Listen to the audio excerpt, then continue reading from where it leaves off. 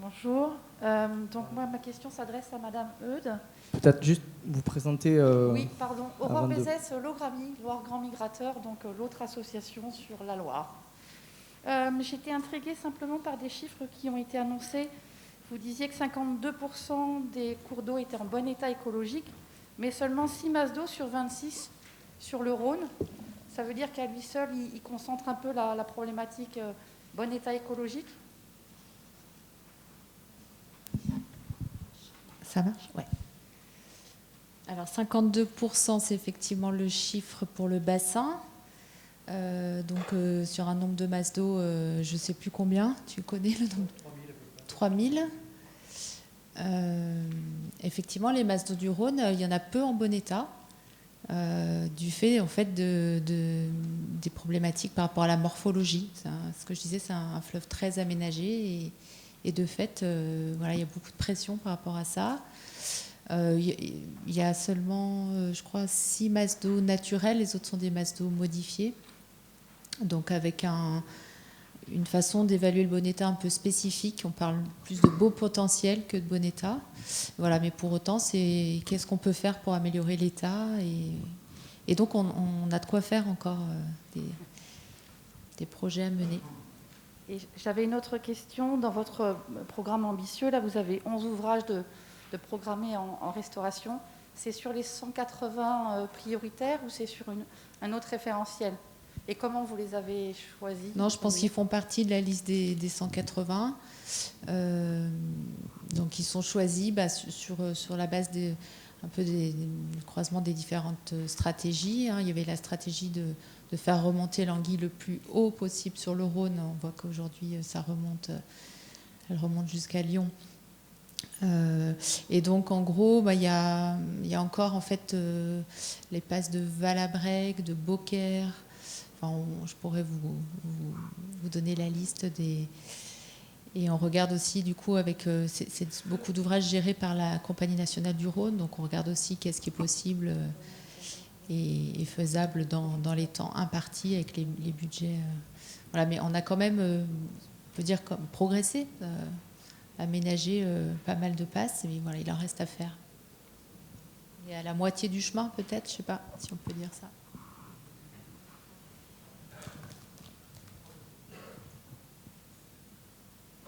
Est-ce qu'il y a d'autres questions ?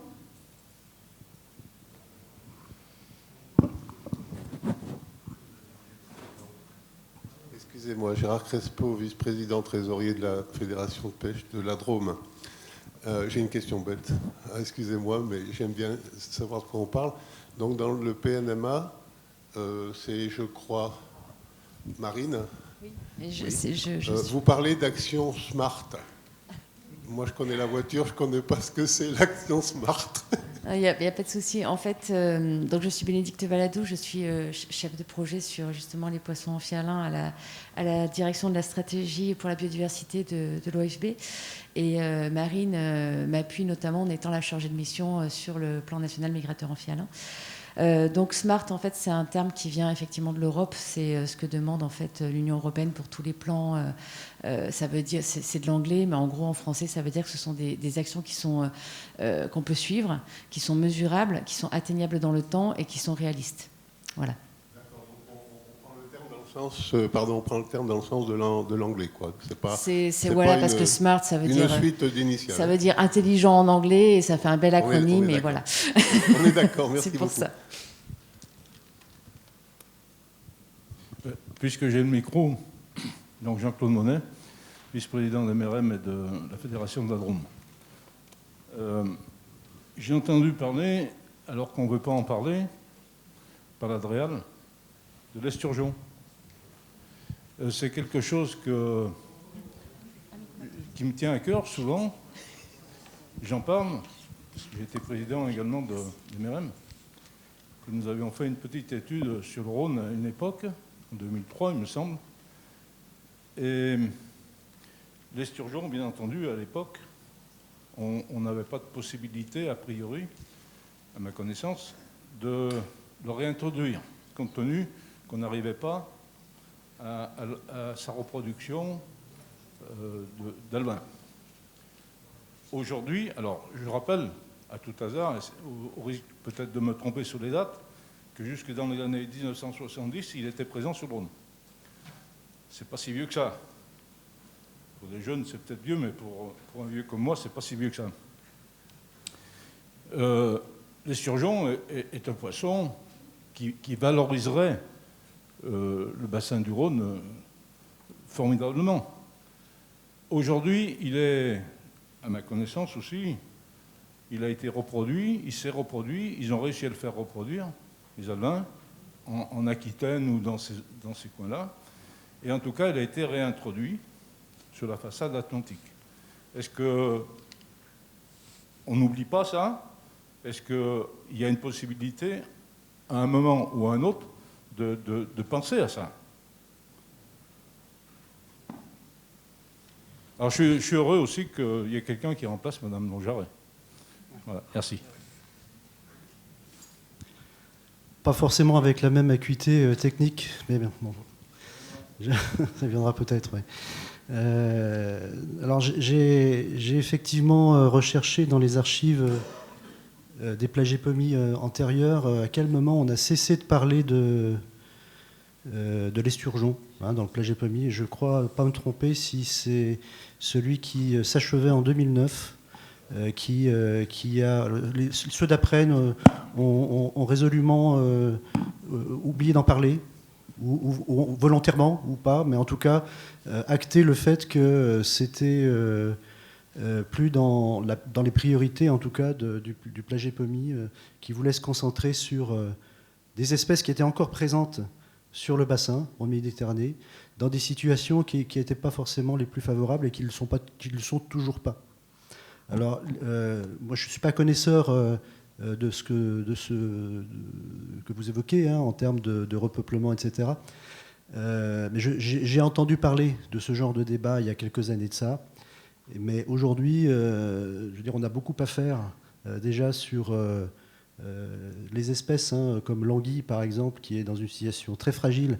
La lamproie, qui est pas une espèce disparue, mais qui pourrait l'être très prochainement. Et puis la lauze qui, bon an, mal an, on arrive à restaurer quand même des choses, mais qui nécessite une vigilance importante. C'est pour ça que je pense que le plagiépomie aujourd'hui se concentre sur ces trois espèces-là. Ça ne veut pas dire qu'il faut oublier que l'esturgeon était en place, ça ne veut pas dire qu'il faut être à l'écoute des initiatives qui sont prises ici et là. Voilà. Après, je pense que les opérations de réintroduction de l'esturgeon méritent de toute façon d'être dans les bassins qui sont volontaires, en tout cas, d'être évalués et de voir si c'est quelque chose de viable. On verra ensuite si les plagiépomies postérieures s'empareront de ce sujet. Pour l'instant, c'est pas le cas. Je me permets d'intervenir. Est-ce qu'il y a par hasard un représentant de Migado dans la salle ou pas? Je ne sais pas s'ils sont là, Migado. Non, on n'a personne. Non, parce que en fait, l'esturgeon, comme vous le savez, fait partie d'un plan national d'action également, qui est porté par la DREAL Aquitaine. Migado, une association migrateur donc de Dordogne, le porte également pour certaines actions. Et donc, dans le plan d'action, il n'est pas précisé, enfin c'est un deuxième plan d'action d'ailleurs, et il n'est pas précisé qu'il va y avoir des déversements dans d'autres bassins, puisque pour l'instant, en fait, le plan, c'est la restauration de l'esturgeon européen dans le bassin d'origine. Bon, le plan a de beaux résultats, voilà, excusez-moi, a de beaux résultats, puisque aujourd'hui on voit revenir des esturgeons adultes dans l'estuaire.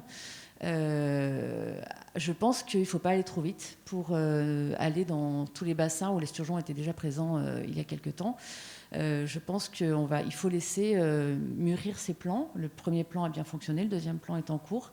Et puis, à l'issue des résultats, peut-être regarder ce qu'il en est et laisser pour l'instant, finalement, la DREAL Aquitaine et Migado voir si l'esturgeon peut bien se porter déjà dans leur bassin.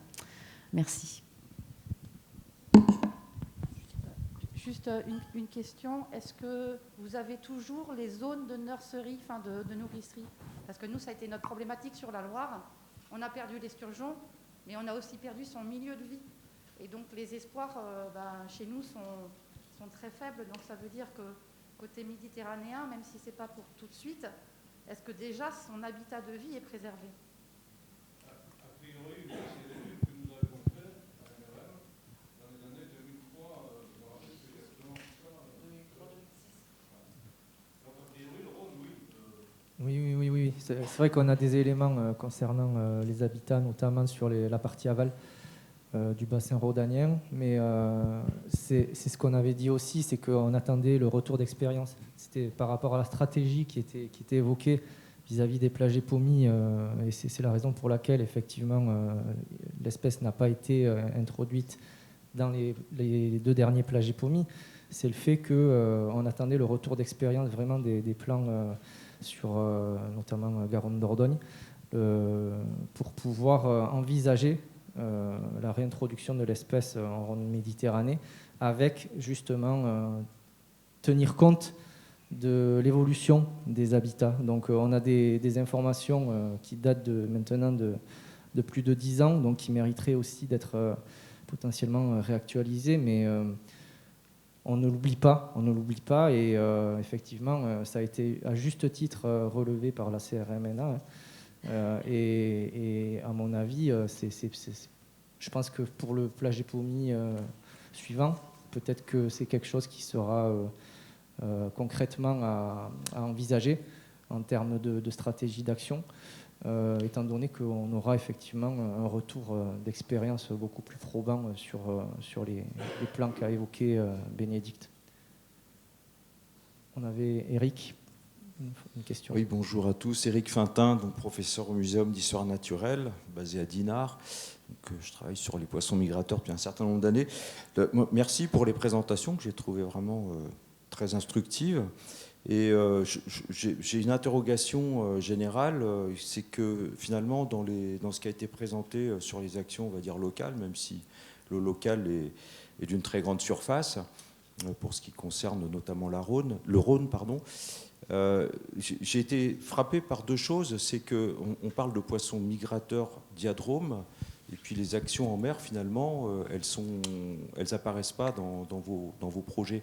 Alors je sais bien que c'est compliqué parce que c'est en dehors des compétences du territoire dont vous avez la charge, mais n'empêche que quand on constate qu'un migrateur décline, que ce soit la lamproie ou surtout la lauze, eh bien, il faut absolument s'interroger sur ce qui se passe au niveau des nourriceries, des zones d'alimentation en mer. Or, on sait qu'il y a des captures accessoires d'alozon, notamment, sur les zones d'alimentation.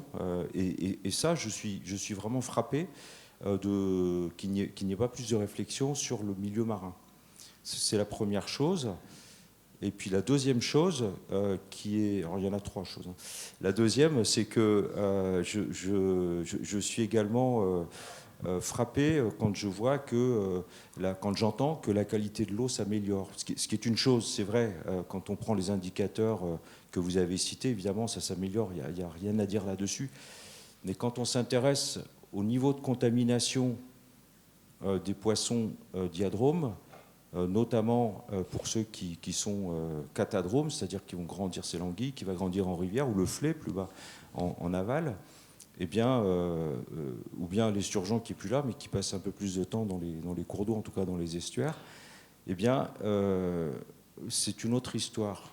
On a pu montrer à l'échelle européenne que la contamination des anguilles est le facteur majeur qui intervient dans l'explication de ce qu'on appelle les traits de vie, c'est-à-dire la taille à l'argenture, l'âge à l'argenture, mais j'en reparlerai demain, donc je ne rentre pas dans mon exposé de demain, mais c'est important de le dire aujourd'hui, parce que je trouve qu'il ne faut pas trop vite considérer que ça va mieux au niveau de la qualité de l'eau, peut-être, mais pas de la qualité des poissons. Et le problème, c'est que vous savez tous, nous savons tous, qu'il y a un foisonnement de contaminants qui ne cesse d'arriver sur le marché, et il faut en tenir compte. Vraiment, il faut en tenir compte. Et puis la dernière chose, c'est que concernant la connaissance sur les populations de poissons migrateurs, eh bien, je pense que malgré les efforts qui sont faits, qui sont considérables, et je salue les travaux qui ont été faits, mais on est encore très loin d'avoir une bonne image de la population, des populations de poissons migrateurs à l'échelle du bassin. Et il ne faut pas baisser la garde, il faut mobiliser toutes les énergies, tous les acteurs, toutes les parties prenantes doivent être intégrés dans cette réflexion d'une manière résolument constructive. Et aujourd'hui, je sais que sur le Rhône, on a notamment une très mauvaise connaissance de la population d'anguilles, alors qu'on a des données qui existent et qui ne sont pas traitées, notamment avec l'INRAE et l'Université de Lyon, des données historiques qui remontent aux années 70, qui sont issues de la pêche électrique, mais qui n'expliquent pas tout. Et il va falloir se concentrer sur les connaissances qui sont à acquérir pour mieux gérer. Et enfin, dernier petit commentaire, j'ai été très intéressé par l'ensemble, bien sûr, de la communication qui a été faite sur la tête. Et surtout, la dernière diapo m'a interpellé parce qu'on se rend compte qu'on a du mal à avoir l'argent. 142 millions, si j'ai bien compris, à l'échelle du Rhône, je trouve que ce n'est pas beaucoup, en fait. Et on a du mal à avoir les finances pour faire ce qu'il faut. Et le problème, c'est qu'en fait, il y a des projets qui se font sans arrêt, notamment le pont qui va être restauré. Et il faut absolument, et vous l'avez dit, mais qu'il y ait une réflexion sur l'ingénierie de conception en amont des projets qui intègrent les besoins de la biodiversité. Et aujourd'hui, on continue à faire des ponts qui sont des murs en béton et dans lesquels on n'intègre pas du tout la réflexion de la biodiversité. Et il faut que cette ingénierie se développe. Voilà, c'était tout mes commentaires. C'est pas forcément... mais le côté financement, c'est-à-dire... puis tu le disais aussi, Marine le disait aussi, on manque de financement et il faut monter un live pour pouvoir faire notre boulot. C'est quand même dingue aujourd'hui. Voilà. Donc je trouve que les financements sont extrêmement modestes. Hein, voilà, c'est tout.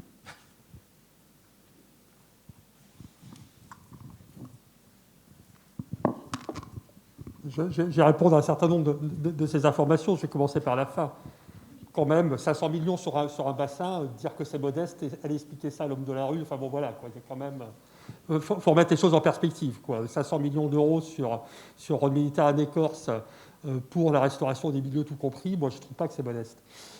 Et je trouve en plus qu'actuellement la difficulté, c'est de les consommer, ces financements. Comme je l'ai dit tout à l'heure dans mes propos introductifs, la ligne de programme qui sert à la restauration des milieux d'une manière générale, pendant les 3 premières années du programme, de notre 11e programme, a été sous-consommée par rapport à d'autres. Elle a été sous-consommée alors que pour un certain nombre d'opérations, alors le taux de subvention oscille entre 50 et 70% selon les opérations. C'est quand même des taux de subvention élevés. Hein. Dans les financements publics, un taux de financement entre 50 et 70%, c'est un taux de financement élevé. Donc malgré un taux de financement élevé, actuellement, on a du mal à consommer. Donc, il y a quand même d'autres facteurs de blocage sur le montage du dossier que la disponibilité de l'enveloppe à proprement parler. Ça peut faire le lien d'ailleurs avec ce qui était dit dans l'intervention sur la tête, avec la question du classement en liste 2. Actuellement, je ne sais pas si j'ai dû sortir tout à l'heure pour prendre un appel téléphonique, donc je ne sais pas si vous en avez parlé, mais actuellement, avec l'évolution législative telle qu'elle est, qui met de très fortes contraintes pour le financement des effacements sur les cours d'eau classés en liste 2, je ne suis pas totalement sûr que la priorité soit d'étendre la liste 2.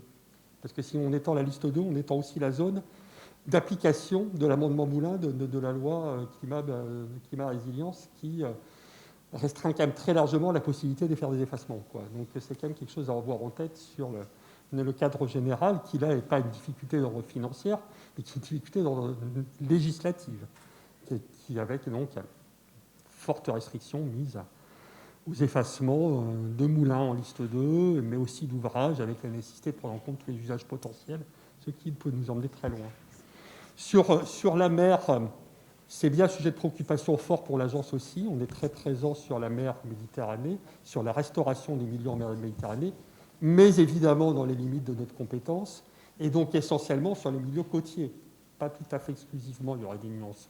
Mais c'est quand même très majoritairement sur les cours d'eau, sur les milieux côtiers, donc sur les petits fonds marins, sur des habitats emblématiques que sont par exemple en Méditerranée les herbiers de Posidonie, les coralligènes, etc., où là on a des opérations de restauration importantes, mais évidemment pour les grands migrateurs amphihalins, c'est hors sujet.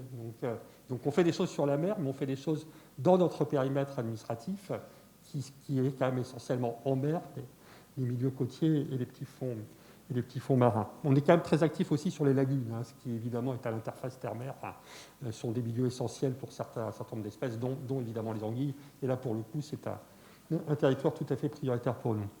Sur la qualité de l'eau, je suis globalement d'accord avec vous. Je pense que c'était dit dans l'intervention d'Isabelle Eudes. Il y a eu à la fois de très gros progrès dans la qualité de l'eau par la diminution des rejets ponctuels, qui sont les rejets des grandes agglomérations et des industries, qui maintenant sont très massivement traités par des systèmes d'épuration efficaces et performants, ce qui n'était pas le cas il y a encore 20-30 ans. Donc ça a conduit à de très fortes diminutions de la quantité de ces polluants dans les milieux. Mais à l'inverse, il y a effectivement un très grand nombre de substances chimiques diffuses, donc rejetées de manière diffuse dans les milieux. Il s'en met sur le marché tous les jours de nouvelles, et pour lesquelles il est beaucoup plus difficile d'agir parce que justement elles sont diffuses. Qu'il s'agisse des pesticides sur les terres agricoles, qu'il s'agisse de l'usage des médicaments humains ou vétérinaires par tout le monde, qu'il s'agisse des cosmétiques, des produits de la vie quotidienne, des produits d'entretien, etc. Enfin, il y a une quantité d'usages avec une faible... avec un usage donc extrêmement diffus sur le territoire, donc une difficulté à agir. Bon, c'est clairement la grosse priorité à venir pour la qualité de l'eau, sur lequel notamment, bien que nous souhaitions développer d'abord les actions préventives, donc la réduction de ces pollutions à la source, dans le cadre de l'évolution du programme d'intervention, on va quand même élargir les possibilités de traitement de certaines substances dans les systèmes de traitement, parce que quand on ne peut pas tout réduire à la source, il faut quand même probablement aussi épurer pour éviter que ça se retrouve dans le milieu. J'ajoute que dans ces substances, il y en a qui sont accumulatifs, les polluants, les POP, les polluants organiques persistants, dont le PCB, s'ils ont pu être rejetés il y a des décennies et pour autant ils sont encore là. Donc là, c'est même pas, on ne peut pas agir sur le rejet. Ils sont dans le milieu et ils y sont pour une durée plus que longue, voire à déterminer. Donc voilà, je pense que c'était l'essentiel. Juste pour refaire le lien sur la mer, je pense que ça serait intéressant, mais l'OFB est dans la salle, il pourrait intervenir, de replacer ça aussi dans un cadre d'action plus large, avec la mise en œuvre de la directive stratégie milieu marin, pour lequel l'OFB a une compétence plus large que les agences peuvent l'avoir sur les milieux marins dans leur ensemble. Oui, c'est ce qu'on essaie notamment de faire via le plan national migrateur amphihalin. C'est du fait de cette double compétence de l'OFB, maintenant que des organismes différents se sont associés pour créer ce grand office. C'est aussi une facilité pour nous de discuter avec nos pairs et nos collègues qui sont sur le sujet. Le lien terre-mer, c'est très important pour les migrateurs, et c'est finalement la priorité du plan national migrateur amphihalin, c'est d'assurer ce continuum terre-mer et d'associer tous les grands documents de planification qui sont et en terre et en mer, et d'associer aussi les différentes parties prenantes. Voilà.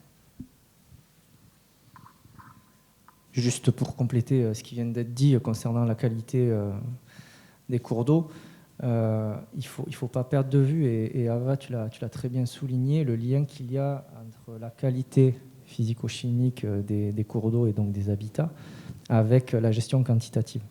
Il y a notamment le lien localement avec les PGRE, plans de gestion de la ressource en eau, parce que concrètement, qu'est-ce qui se passe ? Il peut y avoir des rejets qui diminuent, mais si en même temps on a les débits qui diminuent et de multiples pompages, de multiples prélèvements de la quantité d'eau, ce n'est pas une question de quantité de polluants qui est relâchée, mais c'est une question de concentration. C'est une question de concentration des polluants dans les cours d'eau qui vont définir la toxicité pour les espèces et pour les habitats.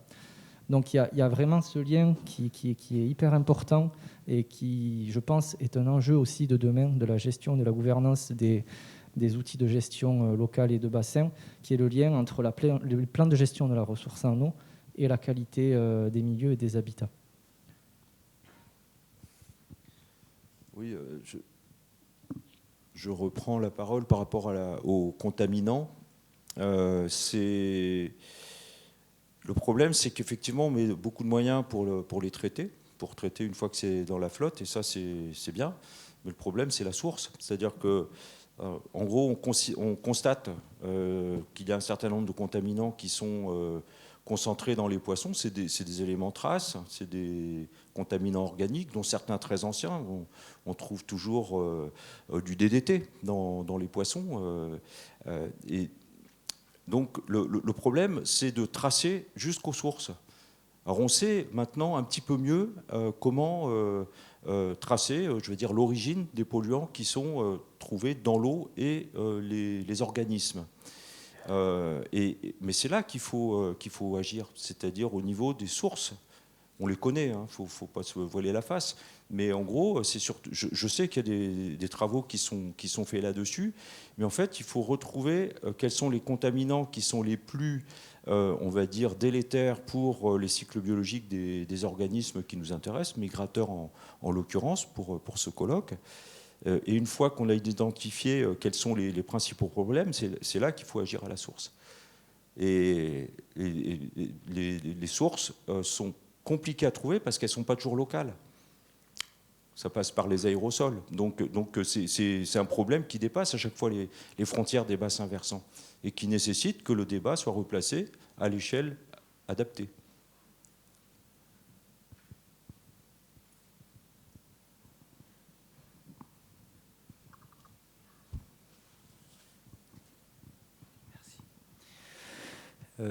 Fabrice Catelin, agence de l'eau, délégation de Montpellier. Alors tout d'abord une question par rapport au plan national qui était présenté, et notamment en lien avec deux sujets qui apparaissaient dans le plan national. La question, c'est à quel moment en fait sera fait le lien avec les territoires. Alors pourquoi la question se pose pour moi à deux niveaux, notamment par rapport à un sujet qui apparaissait, qui était sur des territoires prioritaires en termes d'enjeux et de résilience vis-à-vis du changement climatique. Donc, comment ces territoires ont-ils été identifiés ? Et puis, par rapport au plan d'action, OK, on va avoir un plan national. Par contre, on sait très bien qu'en général, ensuite, la mise en œuvre d'un plan d'action, d'un programme national, passe automatiquement par les acteurs du territoire, très souvent. Et donc, à quel moment sera prévu cet échange-là pour pouvoir réussir à trouver des porteurs de projets, quoi. Et après, juste trois observations ensuite sur l'ensemble des présentations. Il y a aussi, je pense que la continuité, quand même, de manière générale, a fortement avancé, même si le contexte n'est pas toujours très simple. C'est souvent compliqué dans les échanges qu'on peut avoir, mais c'est quand même fortement avancé depuis la liste 2 en 2010. Parce que mine de rien, il ne faut quand même pas oublier que la réglementation sur la continuité existait déjà avant et qu'il y avait quand même, c'était une dynamique quand même assez faible. Aujourd'hui, on a quand même, par exemple, sur les côtiers méditerranéens, des linéaires non négligeables de réouverture de la continuité aux espèces. La Tête est un bon exemple, puisque avant le premier aménagement qui fermait par rapport à l'entrée de la mer, et grâce à tous les aménagements qui ont été réalisés aujourd'hui, on observe la Lauze jusqu'à Perpignan, donc on est quand même à plus de 15 ou 20 km, je crois à peu près, de réouverture. On a la même chose sur le fleuve Aude, on a aussi des choses identiques sur le fleuve Hérault, le Vidourle. Et donc après, parmi les sujets qui apparaissent aussi aujourd'hui, qui étaient présentés un peu, c'est aussi la notion de suivi, parce que la connaissance et le suivi restent importants, et donc ce n'est pas non plus toujours évident à trouver des porteurs sur ces sujets-là. Donc on a MRM, on a aussi les fédérations de pêche qui participent à cela, et ça c'est important aussi à signaler, parce qu'on peut toujours dire aussi, toujours pareil, que c'est important d'avoir la connaissance, mais il faut aussi quand même ensuite pouvoir porter les sujets. Et le dernier point aussi, mais je crois que ça sera abordé plus tard dans la journée peut-être, on a aussi aujourd'hui maintenant un vrai enjeu sur la fonctionnalité quand même des aménagements qui ont été réalisés, parce que on est, je dirais, de manière un peu générale, attendu aussi là-dessus en termes de résultats. Donc voilà, merci. Bon, je vais répondre à votre première question. Alors Marine a présenté tout à l'heure le PNMA avec une diapo sur le calendrier, donc c'est 3 diapos plus tard, je pense. Voilà, c'est là. Donc en fait, puisqu'il fallait qu'elle tienne en 20 minutes, elle a tenu en 20 minutes, mais elle a laissé de côté en fait tout ce qui s'est passé en amont. Alors, tout ce qui est passé en amont, c'est important parce que ce PNMA, d'emblée, on l'a voulu consultatif, on l'a voulu aussi avec toutes les parties prenantes et tous les territoires. Donc, vous voyez en rose, là, du coup, c'est ma gauche à moi, mais c'est votre droite à vous, je crois. Vous avez les séminaires de co-construction avec constat et besoin et l'expression des grandes orientations. Donc, en fait, ces séminaires, ils se sont construits avec tous les services de l'État, avec les agences de l'eau, avec les DREAL, avec les ministères. Et puis après, on a eu un autre séminaire donc, qui s'appelle le séminaire parties prenantes, le deuxième en rose, où là, on a sollicité en fait tous les partenaires socio-économiques, mais aussi État. Donc cette consultation, elle a eu lieu au début pour savoir un petit peu vers où on voulait aller. Les orientations que Marine vous a présentées tout en haut de chaque thématique, c'est de là qu'elles sont sorties, de ces deux grands séminaires. Et puis ensuite, on a fait... alors, il y a une erreur, là, il y a marqué copile 1 et copile 2, mais en fait, c'était des copiles restreints, c'est ce qu'on appelle avec finalement juste les deux ministères qui sont nos pilotes. Et puis l'État pour un petit peu voir si ces orientations étaient faisables.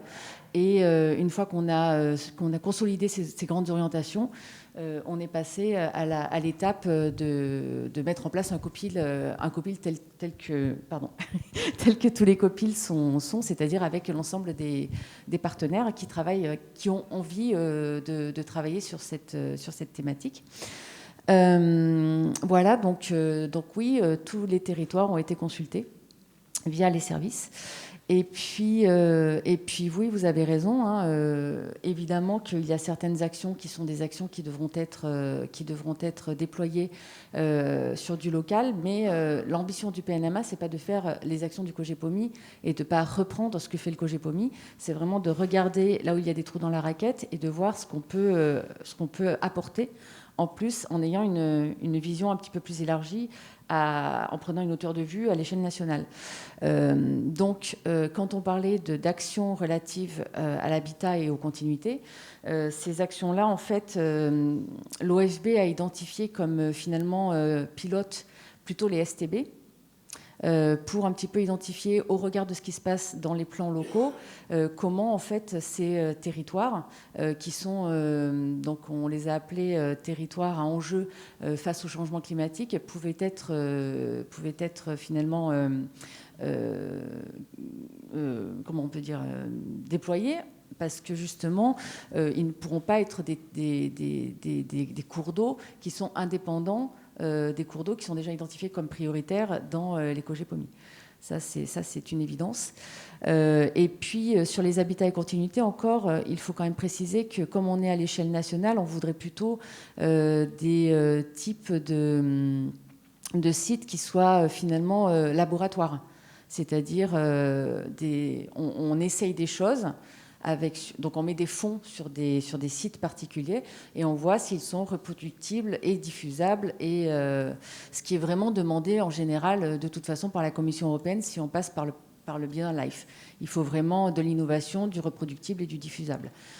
Donc on essaye de se caler là-dessus, on essaye de ne rien oublier par rapport aux différents finalement fuseaux de financement qu'on pourrait avoir pour ne pas être complètement décalé.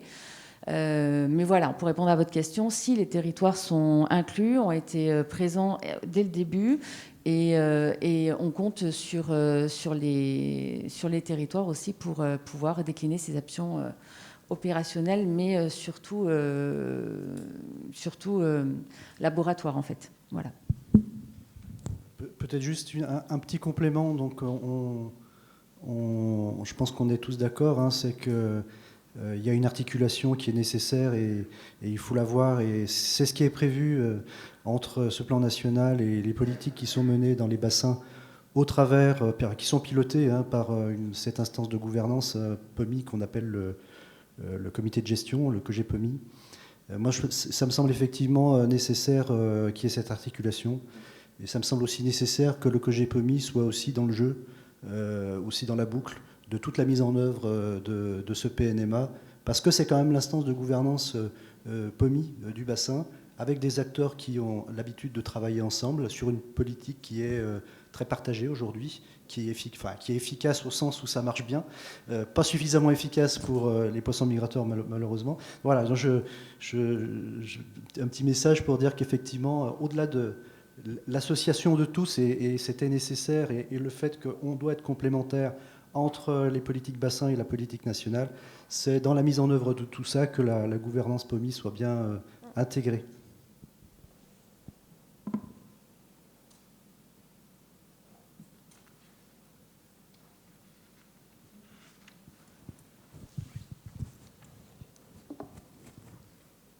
Oui, allô, bonjour. Nicolas Stolzenberg. Moi, je suis chargé de mission au Comité national de la pêche professionnelle en eau douce. Voilà, j'avais une question importante, surtout sur le plaget POMI, mais un peu plus générale aussi par rapport aux moyens mis en œuvre pour la restauration des poissons migrateurs, et notamment de l'anguille sur l'axe Rhône.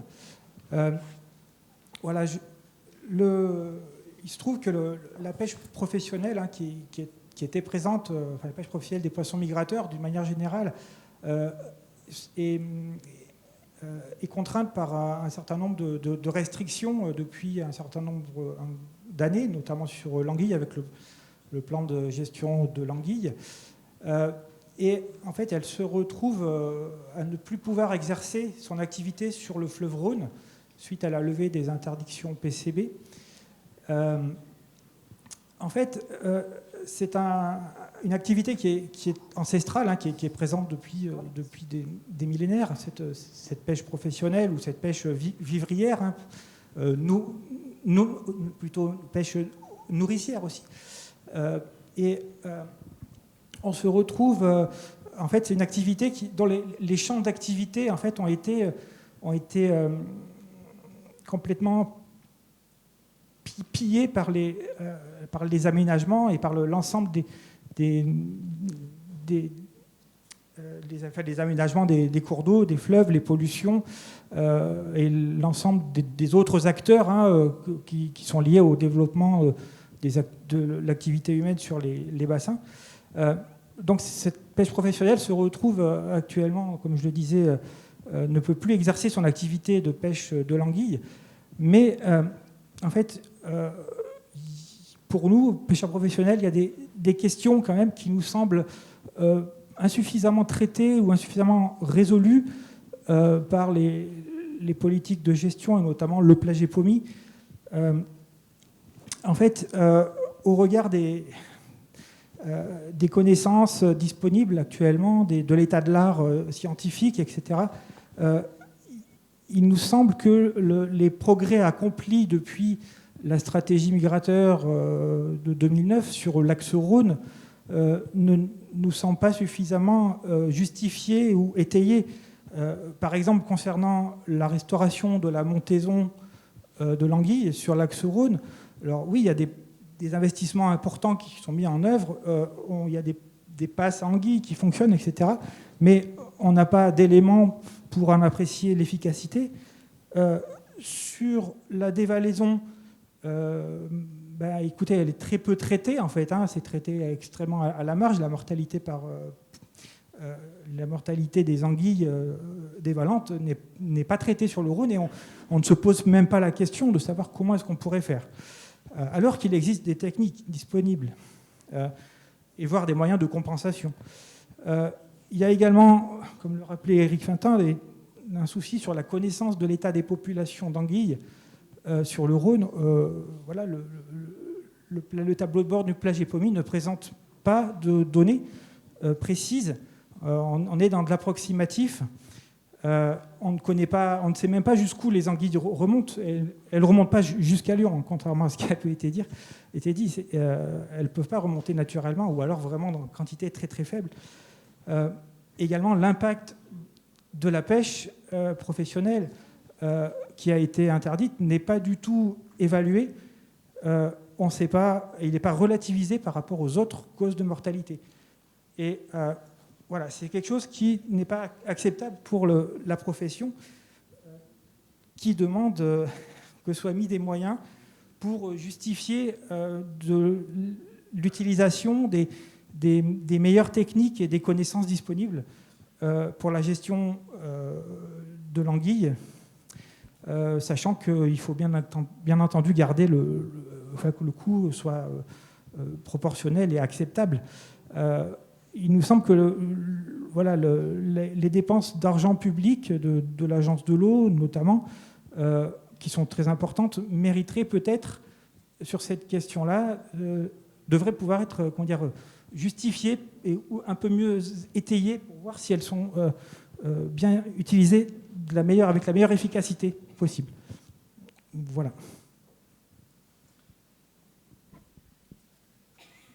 Je commence une réponse et puis peut-être que les collègues compléteront. Sur la question de la pêche, on est bien sur un PLAGEPOMI qui est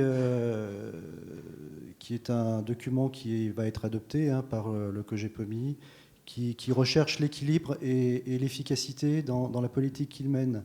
On a parlé tout à l'heure, et vous l'avez souligné, tous les efforts qui ont été faits en termes de restauration des habitats, restauration de la continuité. On a évoqué des chiffres tout à l'heure, un nombre d'ouvrages considérables qui ont été traités, et des montants d'aide de l'agence aussi qui sont évalués à 55 millions d'euros, si ma mémoire est bonne. Ce qui veut dire que les efforts financiers sont bien plus vastes que ça, en fait, tout simplement. Donc on cherche bien à avoir un équilibre d'implication de l'ensemble des acteurs autour de ce projet de gestion des poissons migrateurs. Et la pêche fait partie, évidemment, des acteurs qui sont sollicités aussi pour contribuer à la restauration des stocks d'anguilles et participer aussi à améliorer les taux d'échappement vers la mer. Donc ça, c'était quelque chose qu'il fallait quand même dire. Ensuite, le PLAGEPOMI souligne, je ne parle que du PLAGEPOMI pour les aspects plus techniques des données, peut-être Pierre pourra compléter, mais le PLAGEPOMI souligne qu'aujourd'hui, on a acquis beaucoup de données, on continue d'en acquérir, au travers des réseaux dont on a parlé tout à l'heure, le RCS, le RCA, le RSA, pardon. Et toutes ces données-là, finalement, c'est bien ce que dit le PLAGEPOMI, il est temps maintenant de valoriser l'ensemble de ces données pour rendre encore plus robustes nos indicateurs sur le suivi des populations. Et c'est tout l'enjeu aussi de la révision du prochain tableau de bord du PLAGEPOMI, dont les travaux vont commencer en 2022. Voilà. Donc effectivement, on n'est peut-être pas complètement recouvrant. On ne saura jamais tout sur les poissons migrateurs, mais en tout cas, on a des indicateurs et on cherche à avoir des indicateurs qui sont les plus robustes possibles, qui nous permettent d'évaluer des tendances sur du moyen et du long terme, de sorte à voir l'efficacité ou l'inefficacité, ça peut être dans les deux sens, des actions qui sont conduites pour pouvoir justifier des stratégies et justifier aussi des engagements des acteurs dans ce sens. Je laisse Pierre peut-être compléter sur les aspects donnés. Merci. Non, tu as très bien dit les choses.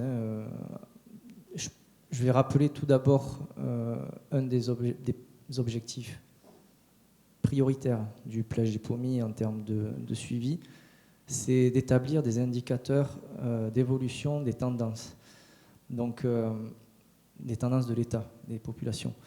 Il est clairement affiché, c'est différent en fait de l'évaluation précise des stocks.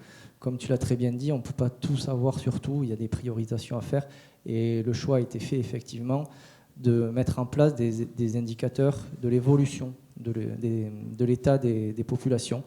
On le verra tout à l'heure, cet après-midi, lors de mon intervention aussi. On a un territoire Rhône-Méditerranée qui est relativement vaste.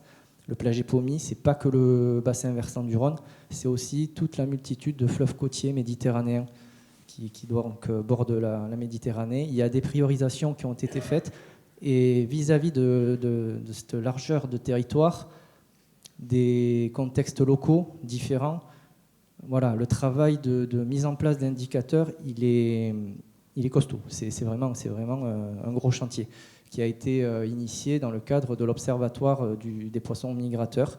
Donc il y a des ateliers de travail qui travaillent justement sur la valorisation des données existantes, sur leur robustesse, sur leur pertinence et comment les mettre en valeur et quel message diffuser au travers de ces données-là.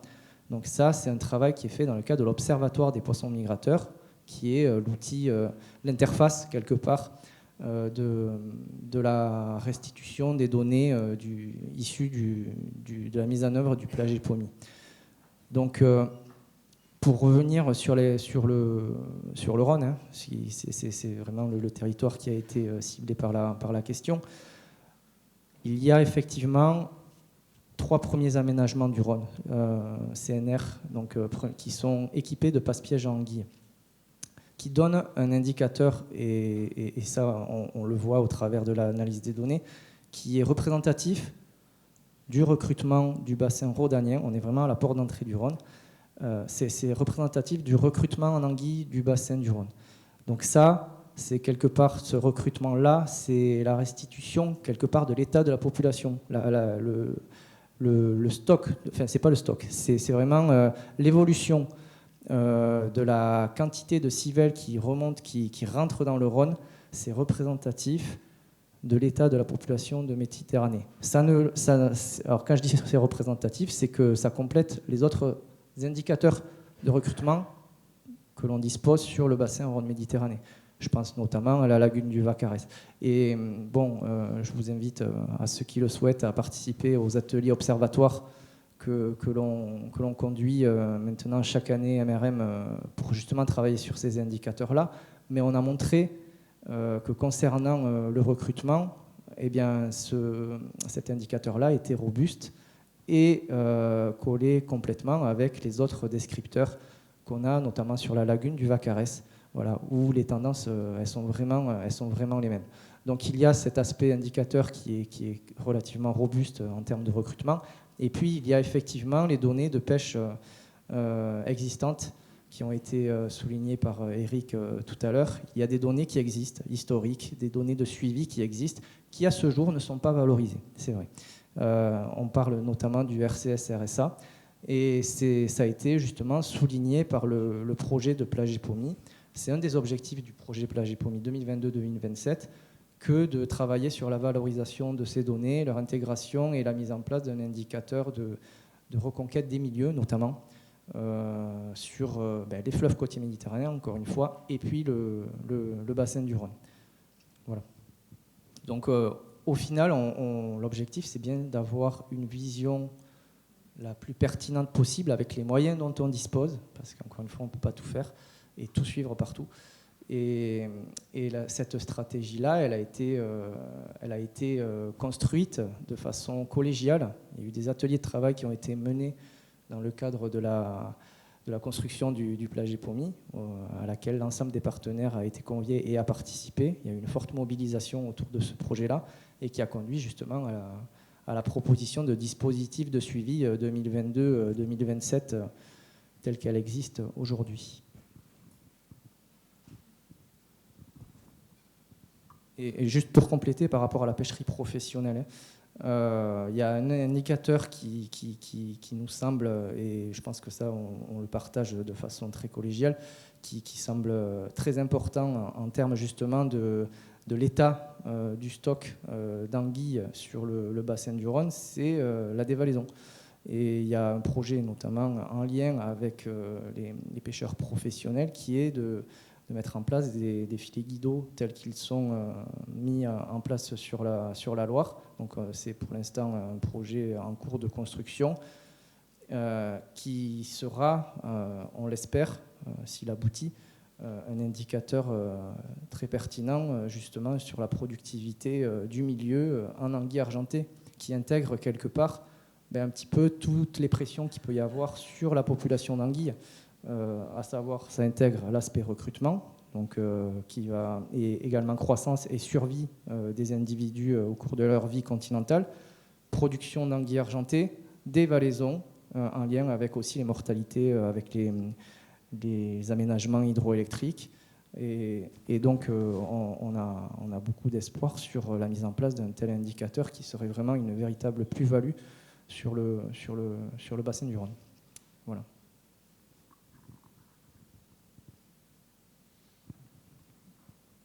Est-ce qu'il y a d'autres questions sur le...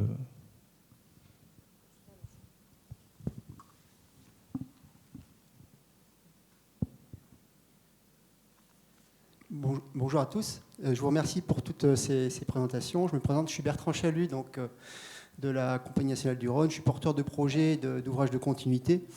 Donc j'ai une question malgré tout de néophyte en matière de connaissance des comportements ou des populations des migrateurs.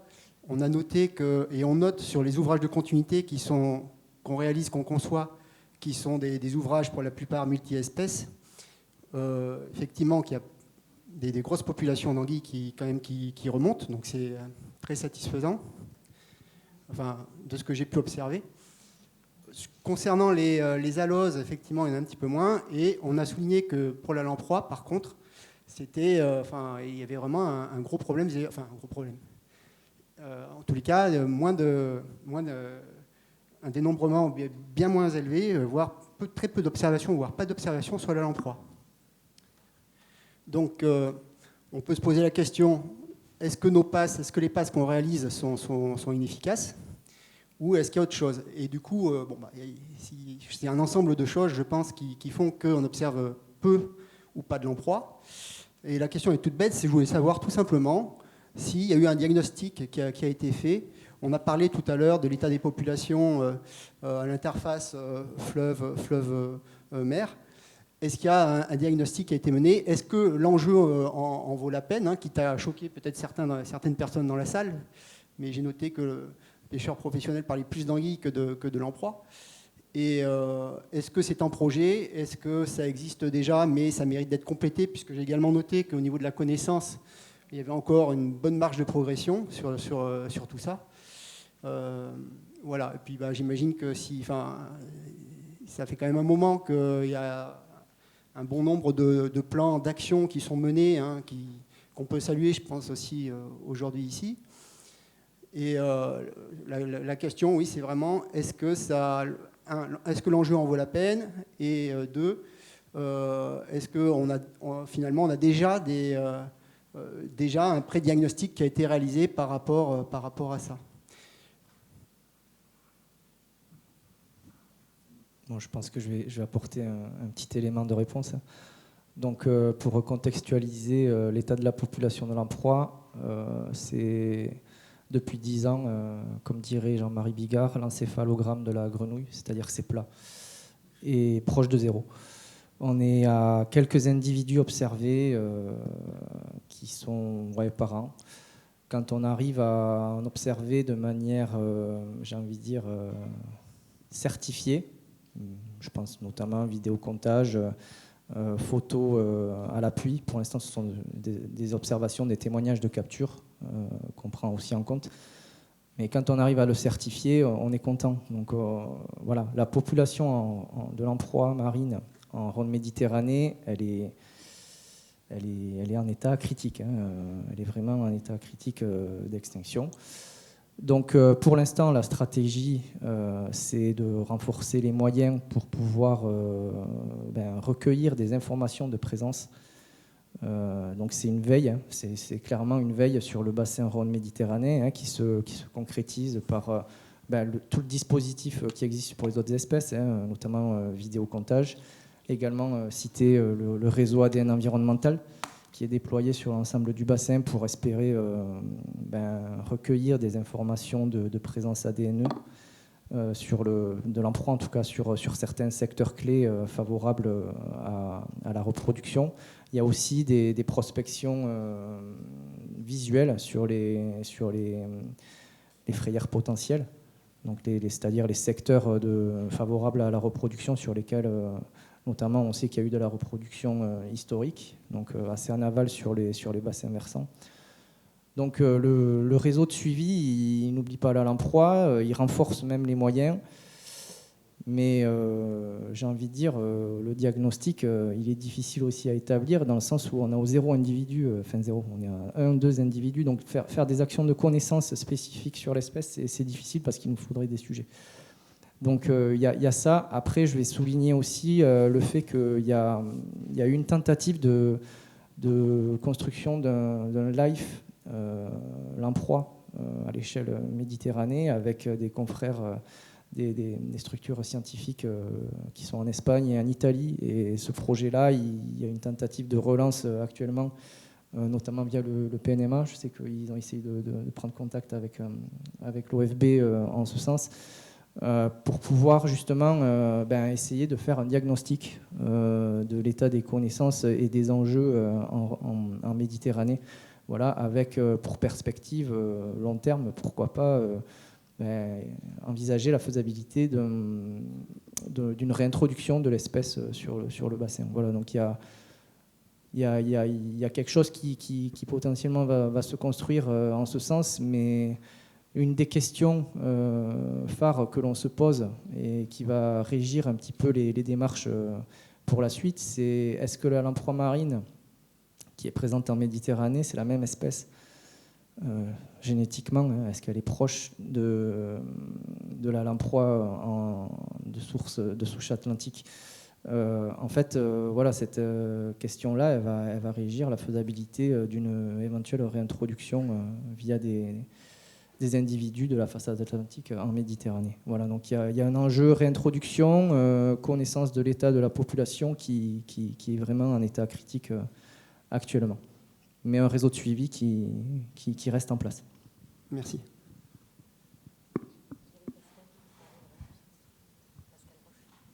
Je ne sais pas si... Oui, ça marche. Bonjour à tous et à toutes. Pascal Roche, donc de l'OFB. Je suis responsable de l'unité bassin à l'OFB pour le Rhône, pour le bassin Rhône-Méditerranée. Ce n'est pas une question, c'est un commentaire. Enfin, un double commentaire. Un sur la lamproie marine. En fait, ce qui s'est passé sur le bassin du Rhône, c'est que les aménagements, les différents barrages qui ont été construits sur le Rhône ont assez rapidement fait disparaître l'accès aux frayères et noyé un très grand nombre de frayères pour la lamproie marine. Et au final, à partir des années 70, la lamproie marine ne pouvait accéder plus qu'au Gardon, qui était à l'aval du premier barrage, donc l'aménagement de Valabrègue. Et pour l'accès au Gardon, il y avait un seuil sur le Vieux-Rhône à Beaucaire et un seuil à l'entrée du Gardon. Donc c'était uniquement en condition de hautes eaux que les lamproies pouvaient accéder.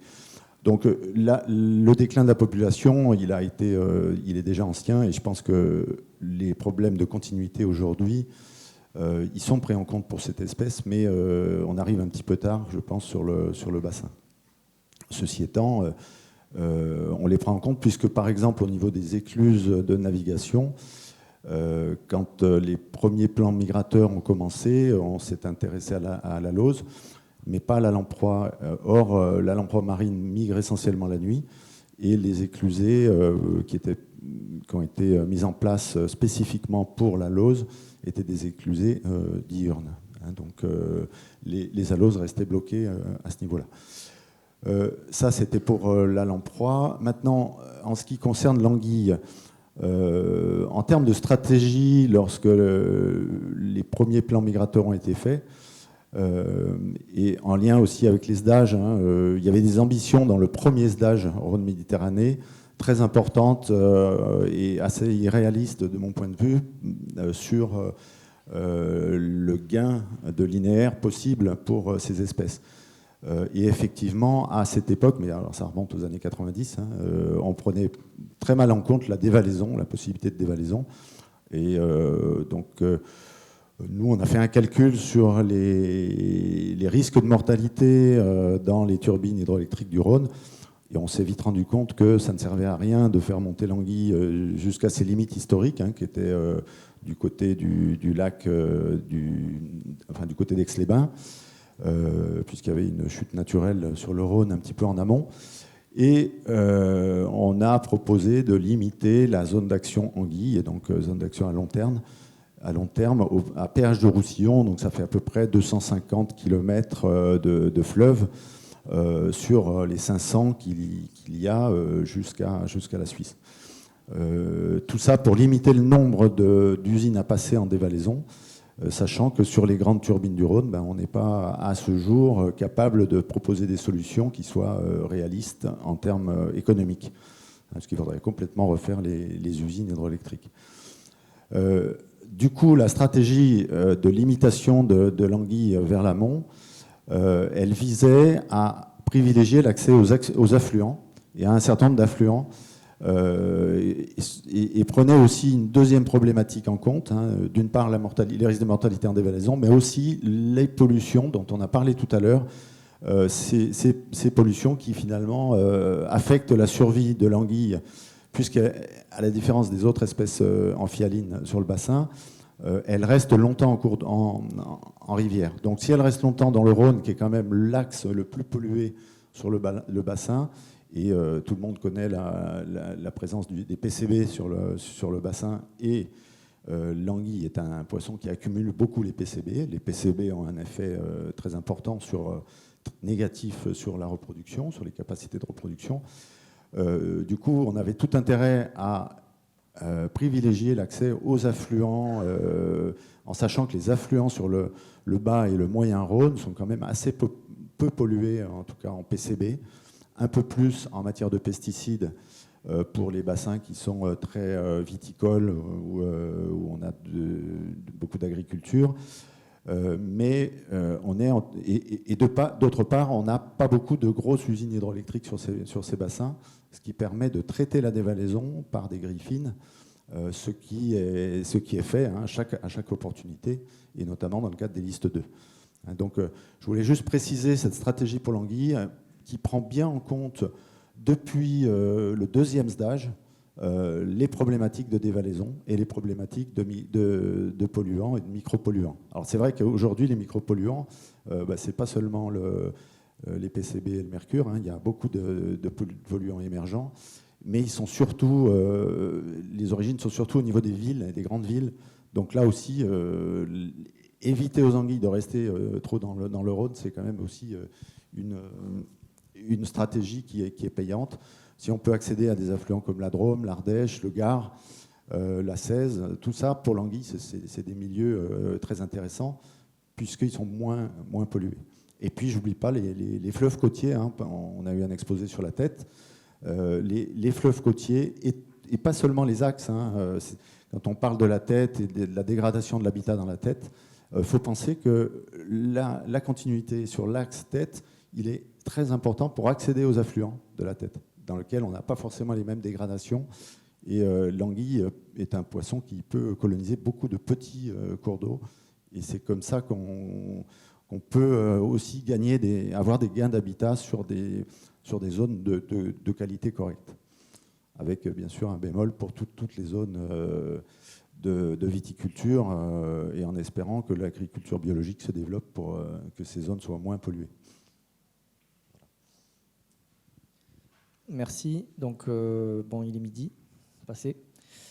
Donc, je vous propose que nous arrêtions là les échanges. Donc, je vous invite, si vous avez des questions complémentaires pour les intervenants, à profiter de la pause déjeunatoire pour les interpeller et leur poser toutes vos questions. Et je vous donne rendez-vous tout à l'heure à partir de 13h30 pour la suite des exposés.